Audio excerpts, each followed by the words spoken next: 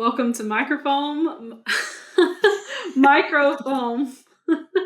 We'll get this eventually. It's Yeah. evolution. That's the whole point of the name is that it sounds like Yes. two things. My name is Anna. I am the founder of No Revisions in the Creative Exchange, which is social media marketing agencies. And I've been in social media for like 13, 14 years now. And I'm the recent founder of a matcha brand called Littlefoot Matcha. Woo! And I'm Krystal Ivy. I'm founder of From Krystal Ivy. I'm an email marketing strategist, and I help people make money from their emails. And yeah, welcome to Microfoam. We are here. We are here, and we're drinking matcha, of course. Yes. Oh my What gosh. did you make a hot one? Oh yeah. It's 60 degrees in Nashville, so that's still cold for me. And Really? I think we got a little window of time where I would have been on the iced drink train, but I'm not there yet. Yeah. You're drinking iced? Do you have oat milk in there? Yeah, I have Ghost Town oat in this, and honestly, it's probably 4 grams of matcha, so like, Nice. more than your average serving, and some agave. But honestly, I drink iced every day. Like, I don't Even care in the if it's winter? cold outside. I want to feel like my life is summer, and I don't want to acknowledge I feel that. I'll only drink like hot chocolate and maybe espresso every now and then, but like I never drink hot matcha, honestly, unless I'm in Japan or somewhere. Interesting. I feel like that's how they serve it. Yeah, a hot matcha to me is like, I feel like that's so much cozier, and an iced one does feel like spring or summer. There's very much there's a distinct difference. So yes, I'm still very much on the hot train right now, but I'll probably join you soon, hopefully if it warms up. Yeah, hopefully. That's crazy that it's 60 degrees there because it's like 75 here, and I feel like we're similar. Yeah, we really are. Maybe do we want to jump into where we're located? I think I kind of teased it a little bit. I'm based out of Nashville. Hi, I'm Krystal. And I'm Anna, and I'm in Greensboro, North Carolina. Love it. Yeah, I mean, we can totally just dive right into this, but I do agree, like the weather, because I have friends in Greensboro too just in, I guess, North Carolina as a whole, and yeah, the weather is always different, and that's crazy. You wouldn't think it would be. Yeah.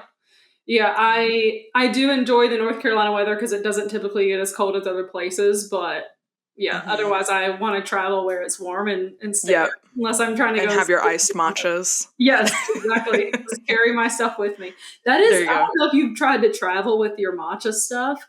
It is so annoying. It's like your whisk and your bowl and the powder that you hope doesn't explode in your bag, and if you need any sweetener and stuff, and like you're obviously having to buy milk, and like it's insane to try to travel with matcha stuff.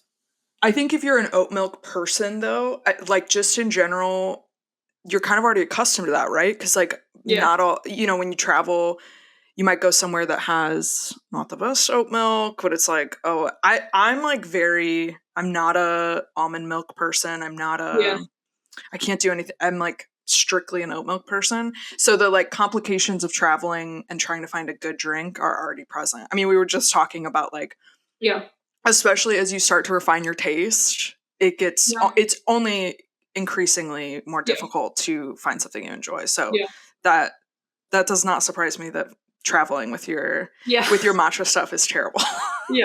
I'm trying to get used to it because I have a lot of travel this summer, but all of that honestly led me to start Littlefoot Matcha, which is one project we've recently worked on together. So my background is in social media marketing and was traveling too much, could not find good matcha anywhere back in the US other than a few brands you can buy online. And there's a whole issue with that now with the shortage and stuff. But that kind of led me to start this company, Littlefoot Matcha.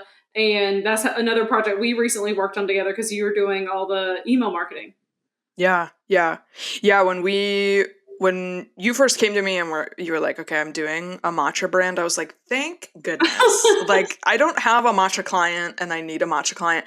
And when I mean, I know I'm biased, but like, there's a reason I signed up for the subscription. And that's because I'm like, okay, this is like actually really, really good. I don't travel with it because I just don't want to, I'm just like an annoying traveler in general. I don't need more stuff with me, but But yeah, I do feel like there very much has been like a change in how I enjoy matcha because of Littlefoot. So being a part of the marketing team has been great, and we worked together before Yeah. on your other businesses and stuff, and that's yeah we gosh, was it last year or the year before? I want to say 2020, early 2024 is when we first Yeah. met. And I almost feel like I don't even, because I think I reached out to you as like an I Love Creatives Oh, form or something. I don't even yeah. remember what the initial, From one of those websites. Like yeah, one of one of those the just websites, yeah. trying to connect. And then yeah, we really hit it off, and ever since I feel like we've had several really great email projects and doing stuff with No Revisions, and Yeah. yeah, we have definitely got quite a few projects under our belt, and now Microfoam Yeah. is no different. Yeah. Well, I'm glad this has all worked out. I think, like, and I'm sure you know, it's really hard to find people that you work well with that are not like hmm I'm directly hiring them to be a part of my team and like they have their Yeah. processes and stuff down. So it's hmm definitely a good thing when you find that. Yeah. Well, and just like on a vibe level too, like being it's great if logistically and like collaboratively you work well together, but also like I think we as people vibe really well, and Yeah. that's just kind of like an added layer that's nice to have with work, because yeah, if you like who you're working around, then the whole thing Yeah. is goes pretty smooth. Yeah. Hopefully I'm like not the client that you get anxiety to hop on the call with because we, Not at all. Not at all. I think if anything, I'm like, Anna, we should hop on a call, and you're like, yeah. Chris, I'm traveling. Yeah. That's Um, amazing. well, something I wanted to kind of talk about today, especially because of Littlefoot Matcha, is like, and I don't know how you feel because I know like you definitely do your own thing with social media and putting yourself out there as like an email expert, but having my own like CPG brand has been so fulfilling. And I think like I've worked in house before. I would get too bored working with one brand. Um, hmm and now I work with like a lot of brands with my agencies, but having my own CPG brand has just been amazing and extremely time consuming. But I think Yeah. like being involved in the community and doing the social media and stuff myself, like I honestly think every founder should do that. I don't know if you feel the same way about email of like, hey, yeah, I can help set you up in the right direction, but like you need to be in there looking at the numbers or doing this or hmm that to like, know what's going on here. Yeah. Yeah. I mean, I definitely think it's it's harder because there is most people find email just so unsexy and so annoying. And in a lot of times it's like this really technical thing. But yeah, I agree. There to some extent, whether you have someone like me in a position where they can really give you a strategy and be more of like the expert you go to, you should still have like some sort of idea of what's happening. I mean, across the board, you should have an understanding of like what's good, what's bad. Yeah. And I think even in the CPG world, where it's like if you're if you've created this thing, you've brought to life this idea, and now you want to sell it to people, like you should have, to my belief is you should have a really good understanding of like what is the need you're fulfilling, like who are Yeah. the people that are supporting you and also looking for you for an answer, for a solution. Yeah. um and I think it makes marketing it so much easier, like when you really give a shit about it and when you Yeah. really want to be that solution and embody that through your brand. I totally agree. And with email, it's also kind of like um it is, I think, more, it's more time consuming and more like um maybe one directional is how I would Mhm. describe it. Whereas like being in the driver's seat running a CPG brand is so much more like less in one sort of niche. Does that make Yeah. sense? Yeah. Yeah. And your point to like knowing who your customers are and things like that, I think because I was already a matcha lover and like this is out of a hmm passion, not just like, oh, there was a space in the market for this and I'm bringing it to life. I Yeah. think like already being a part of that community, it's made like what I want to post so easy. an automatically known thing. And I think I talk to clients all the time and they're like, I don't know what to post. I don't know how to do this. I'm like, I understand if you don't know how to do it. But if you don't know what to post, like, you either are not in that community and need to either, build up your team that is in that community. So it's all going to flow naturally, because like I have another client, it's called Mocktail Club, and she made this for a need. She got pregnant and was like, I can't drink anymore, but I still want to do fun things and have like this elevated taste. And she's still in the DMs. Like, she's still running her, we create all of our content and stuff, but she's still like the one doing a lot of the messages. And she's a busy mom, owns this company, like has her own, team internally to handle, and is constantly getting into new retailers. Like, but she still does that because it's a priority to her, and her growth is insane. Like, her organic growth is insane for Instagram when none of my other brands are seeing that, but it's because she's also putting in that effort.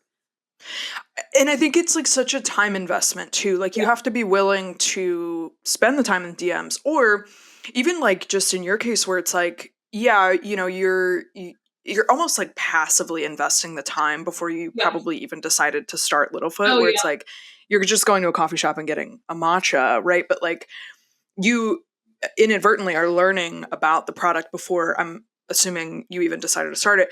I'm curious if there was a point in time where you were like, okay, this is like kind of enough. Like, I am going to be the person who can create or, find the resource for this whole and be either the answer for myself and or the answer for my friends in this community. Yeah.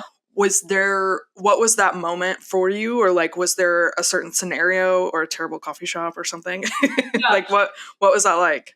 Yeah, pretty much. So I moved back to North Carolina about a year ago, like almost exactly a year ago. And I was, after traveling for 2 years and living in New York for years before that. So like having the best of the world at my fingertips all the time.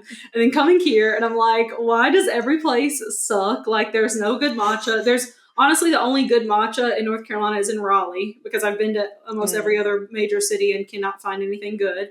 And I was just like, I thrive going to a coffee shop, sitting there and working. Like, I literally love that. And it's very sad that I don't have that right now.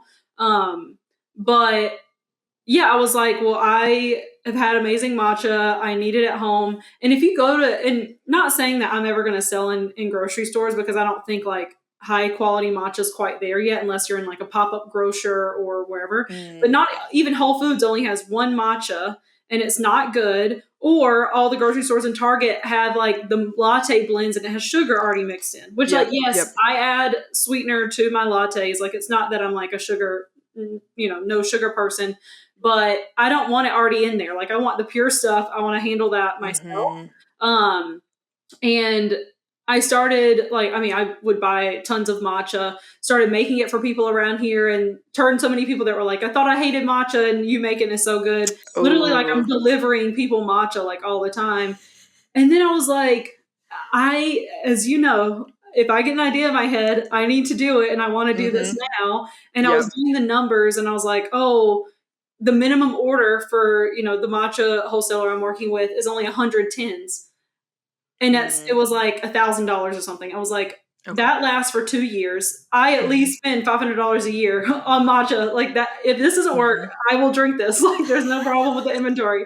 And so I was like, that was kind of the main decider of like, oh, well, I can easily do that. I have $1,000, to support this. But I think that's when then it's like, okay, how legitimately am I doing this? I mean, I think, and I did the whole series on No Revisions to show how I built it, how much I spent, everything. Yeah. I spent a little over $10,000, which, like, that's not cheap to, just go do. But I was like, if I'm doing this, I want to do it right. I want it to be exactly what I want. Although there was a lot of DIY things I've done. And like, I worked with you to set things up, and now I'm going to kind of run email. And same thing with the website, like, I have web developer, they're still helping with some stuff, but I'm doing it. But I think, I wanted to make it legitimate, and now it's been a great case study. And honestly, it's just been so fulfilling. And even like going back to social media, talking to people about matcha and doing that from the brand side of things and being a real human. And even like, I know you mentioned email can be one-sided. People know I'm a small business. I even put like my name when I've written the email. I get responses to the emails, which is super nice. Like, and obviously a large company can't handle that and couldn't respond to people, but I'm at the point where I can. And I think so many brands kind of fly over that. They're like, well, we don't need to follow anyone, or we don't need to engage with people. And I'm like, no, like, if you want to grow on social media and not pay for ads or influencers and stuff, like, this is how you do it. Like, I just wrote a LinkedIn post the other day about how I did gifting to some influencers and got this many impressions and all that stuff without paying anybody. But it's because I'm already in the community. I have a desirable product because so many people are trying to push their product on not the right consumers, or nobody wants it, whatever. But I'm like highly involved, and it's worked in my favor. Like, we sold out, which, like, again, I didn't order but 200 tins, but we're already sold out, which is amazing. Yeah, I huge. wasn't sure how it was going to go at all. Again, with only doing organic, and just literally Instagram is pretty much the only place that's driving anyone, other than like if they get to the website, sign up for email, that type of thing. But I think like that, and me just talking to people, like, when I have time, it's not even that I'm dedicating enough time to it, honestly, because I have other businesses, but that's been literally the success of this. Yeah. And I do want to come back to that point you made about working with the creators and like how you did all of that, because I very like passively watched that happen, and I loved that. But really, I think there's so many things that we prioritize when we try and be intentional with a brand, as both someone who supports brand and also as founders. And like, I think a lot of times it does come back to that time investment. But to me, it's like, it's almost like we're always trying to run away from the get rich quick scheme. And it's like, obviously you probably would not go into Matcha to get rich quick, but but being able to say like the value, ideally, you run a business, you want to gain a profit from that, no doubt. But ideally, it's also fulfilling in a bunch of other ways. And I think that taking the time to learn and be present, or acknowledge your own already present existence in a community, is so valuable, and it makes it so much more worth it to cultivate a product, to be in the DMs and be talking to people, because it's like you already have this common shared interest, you vibe on this thing, or you care about this with a lot of enthusiasm. And something that I think is interesting you mentioned was this, like, when you're working with a community via email and having people reply and stuff like that, like, I actually do think it's all about priority, right? Like if a big brand is getting feedback from emails, like, there's a lot of things they can do to continue to cultivate that community, and still, even if it's not like, hey, Susie, thanks for writing in, but it's taking the time to be intentional with automations, or being really careful with how you handle that sort of response. And I think that in and of itself is like just caring about the people that are in your community. I totally agree. And I think going back to that creator point and how you worked with people in the community, I think, like, to me, as a bias, no doubt a biased consumer of Littlefoot Matcha, like, I resonated so much more with that, because I was like, these people actually care about the product. Like, they have built most of their content off of either coffee, matcha, or some part of that world.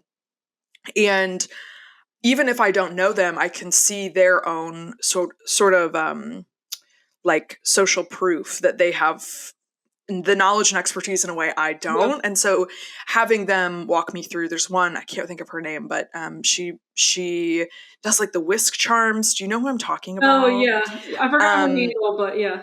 Yeah, we'll put it in the show notes, because I do want to credit her, because I've gone back to her review a couple times, and I loved it. I thought it was so, like, it was so specific too.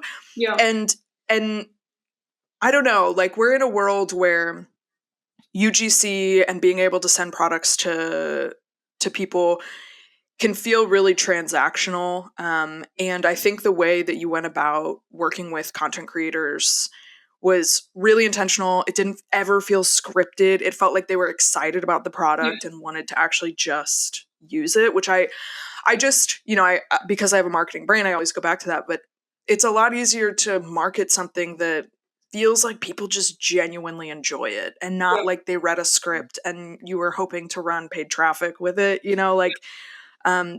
consumers really are smart. And I think we're humans, like we naturally gravitate towards things that feel good and feel like someone cares about them. So, I mean, let me just give you your flowers. You killed it with Littlefoot Matcha, and I feel like you undermined the fact that you sold out a little bit, but you really did, and I think you should be so proud because it really is like such a cool product, and it's great. Yeah, thanks. Well, I honestly I would love to do it full time and do consulting like part time with marketing because I love working with so many brands, but this is just giving me kind of, I don't know if it's like a not a quarter life crisis, the 30% of your life crisis. But no, go with quarter life crisis.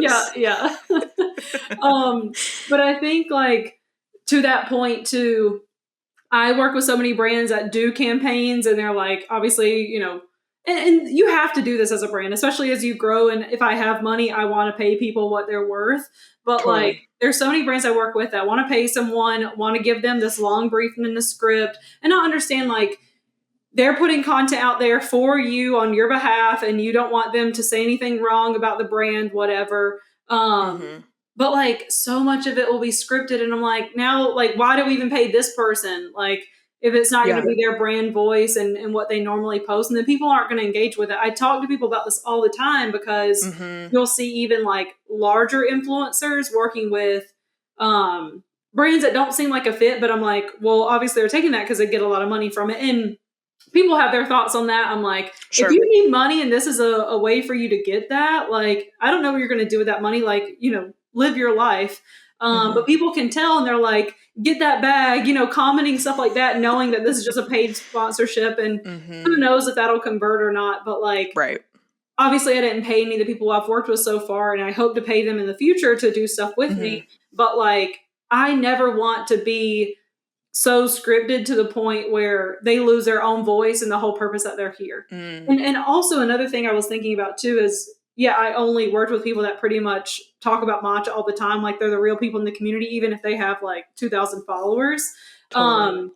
I think when I'm working with brands, I think so much about diversifying your strategy, and we're going to work with lifestyle people and people that love matcha and, fitness people that might do it for the better caffeine intake or whatever.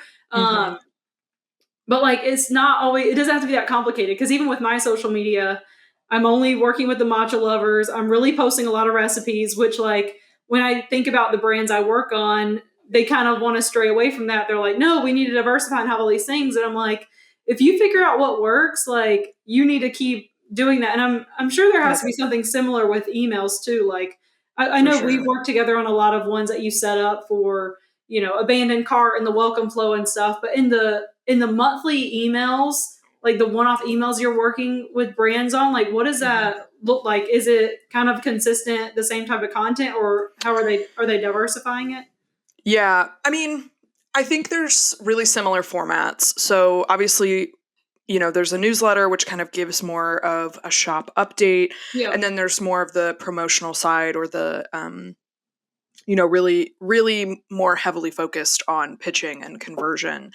And I would say my thing is yes, there are a million and one ways to send emails and how to frame them. And I agree, when it comes to finding what emails work and feel intentional and also give the brand a return, a lot of times it's, okay, let's do a bunch of testing. Let's be formulaic and really intentional about what emails we're sending. What is our conversion versus community balance? I always tend to start with 70% community focused content and 30% conversion focused content. And that is really more of a one-off email sort of focus. You've always got those automations in the background running for, abandoned cart, abandoned checkout, welcome, some of your nurture flows and stuff like that. But when it comes to actually sending timely campaigns, my focus is test what works. And then if there's a format that does really, really well, or there's a subject line that gets a ton of opens, which I always take a grain of salt with open rates, but having that sort of data, that's where I'm like, okay, great, they love this. Why would we change this? Like, it doesn't have to be the exact same email copy and pasted to send to people for it to like continue to kind of like double down, right? We don't want to just send the same email over and over. But if you have a formula that is really resonating with people, it makes so much more sense to just evolve that and continue to keep it fresh. And so, yeah, a lot of times in the newsletters, it is recipe focused. It is highlighting areas in their community, especially if they've got a brick and mortar spot, or if they're in retailers, like having, I have one client who will do like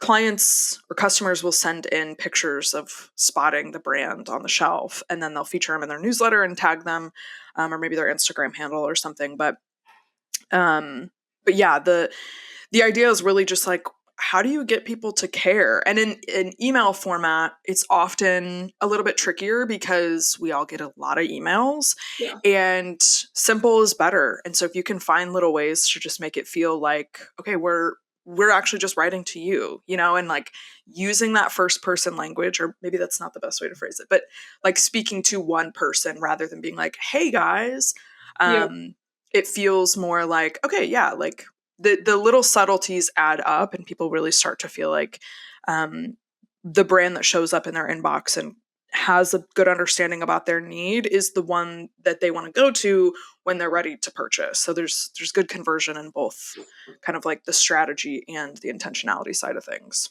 Yeah, and one brand that I love that I think does a really good job on the email side is Soft Services, which is like a skincare or body skincare brand that's now at Sephora. But I think like their Instagram is just beautiful, great imagery, but on their email, there's really two types of emails I get. One is just a simple text, one that's like directly from the founder, usually mentioning a sale or like restocking on something.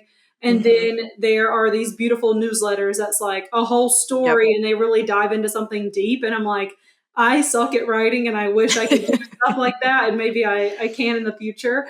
But I think like they just do such a good job at really engaging people through email. And I also like this, and I wonder what you think about this, is like the email content, other than maybe the sale and stuff, is extremely different than what's on social media. Like I'm not finding that storytelling on their social media.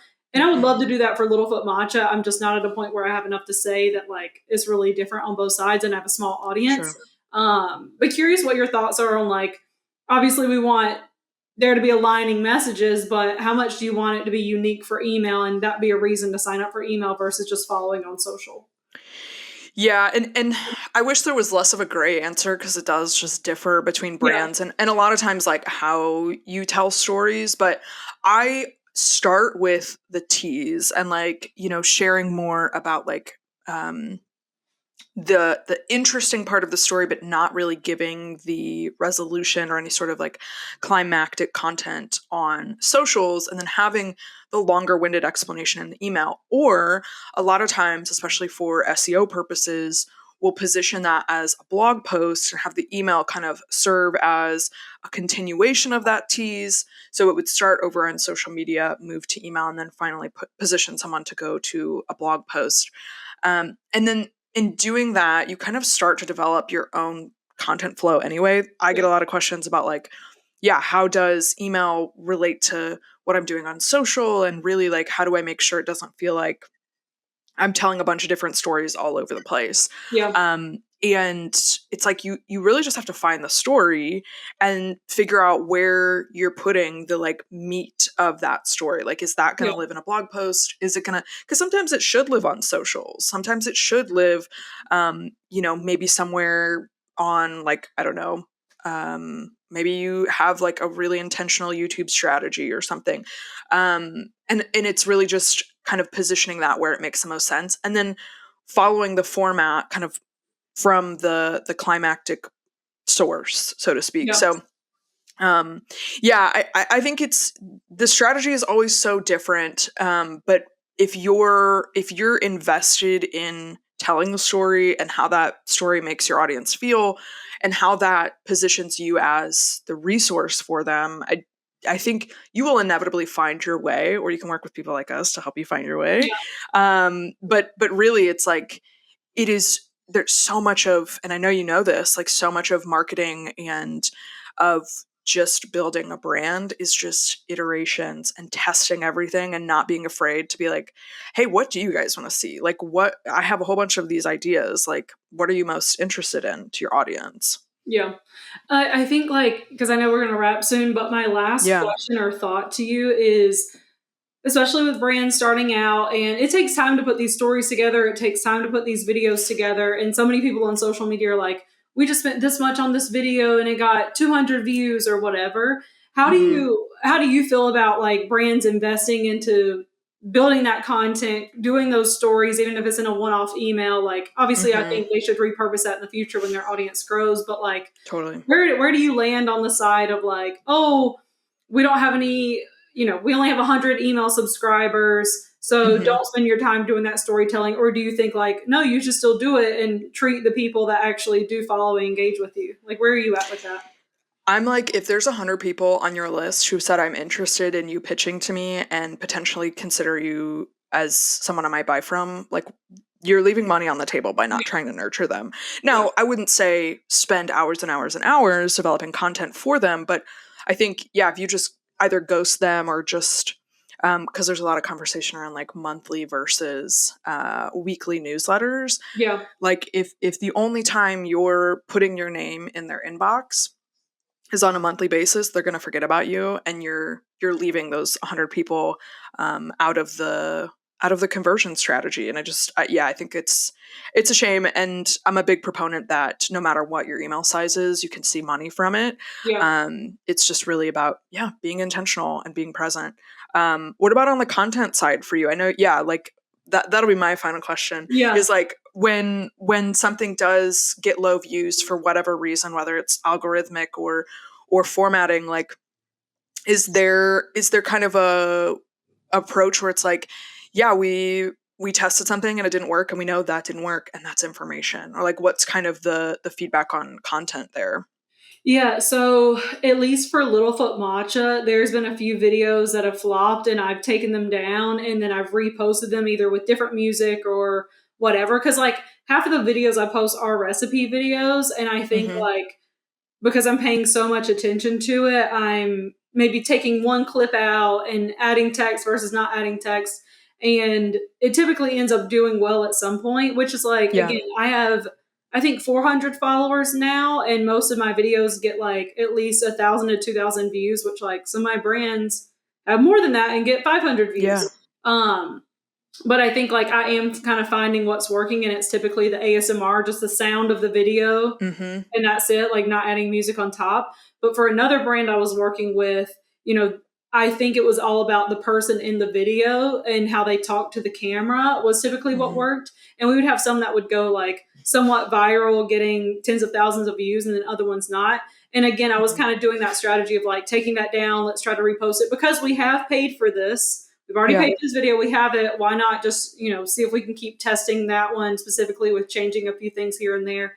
But otherwise, I think we are learning of, like, okay, well, every time we post a video from this person, the audience is not resonating with it. It's not hitting. So we stop working with them. Or finding new routes to go down. The other thing I will mention that I just noticed is yesterday, Instagram came out with their own video editing app. It's called Edits. Yes. I love Edits. I haven't used it yet. I downloaded it. But yesterday I got a notification that says this person, whoever the handle was, just posted a video with edits. And I'm thinking, why am I getting this notification? Like, I don't know them, whatever. And I'm like, oh shit, it's because they use that app. So I sent a message to all my clients and team yesterday, and I was like, hey, even if it's just adding one little thing, do something in this app so it shows edited by Edits. And it seems like people will get notifications for that. So even, like, just going back and doing small things like that to help with the algorithm, I would kind of have my pulse on that, like, that kind of stuff. For sure. Oh my gosh, yeah. I really do like that app. And I do think it you need kind to use of it boosts reach. Yeah, you should. Because I actually think I follow the I want to say the one of the team leads for the product. No, it's for edits specifically. Okay. and I follow him on Threads, and he was kind of sharing their process, and the team is like really trying to take feedback as much as a meta team can. Yeah. And it's just so interesting. I'll have to find his handle and share that too, because yeah, I think you'd get a kick out of kind of his feedback and just really what they're working on, and almost like the product timeline of rollouts and stuff. So yeah, highly recommend Edits as a tool. Yeah. I think like the root of this episode really is just like care about the people that are trying to support you, and really just yeah, like enjoy the process, and invest in your brand in that way too. Yeah. So yeah, if you like today's episode, go ahead and follow us wherever you're listening, and then give us a 5-star rating so that other people can find us right here on Microfoam.